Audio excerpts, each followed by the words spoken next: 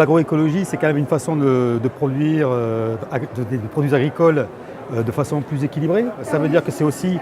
une agriculture qui se base beaucoup plus sur le processus écologique, sur une partie biologique de la production, donc avec des phénomènes incertains qu'on ne maîtrise pas aussi facilement, et que donc ça demande des apprentissages sur la façon dont on mobilise ces processus, et que ça, quelque part, ça demande des formes d'accompagnement de la production agricole qui soient tout à fait spécifiques à ces contextes-là. L'autre défi, c'est aussi de le placer dans des dynamiques économiques porteuses. Donc ça veut dire que c'est non seulement faire de l'agriculture moins impactante, mais aussi productive, parce que c'est quand même l'enjeu principal pour les producteurs, que d'arriver à produire de façon équilibrée et de vivre de leur activité. Et que ça demande l'incorporation de ces pratiques dans des processus de production avec des filières spécifiques qui rémunèrent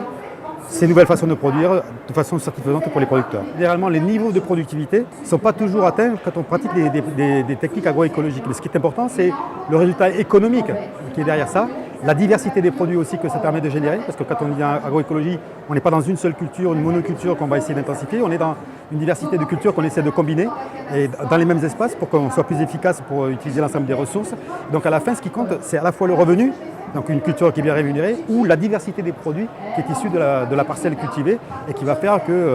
à la fois la sécurité alimentaire et les revenus économiques soient aussi bien assurés.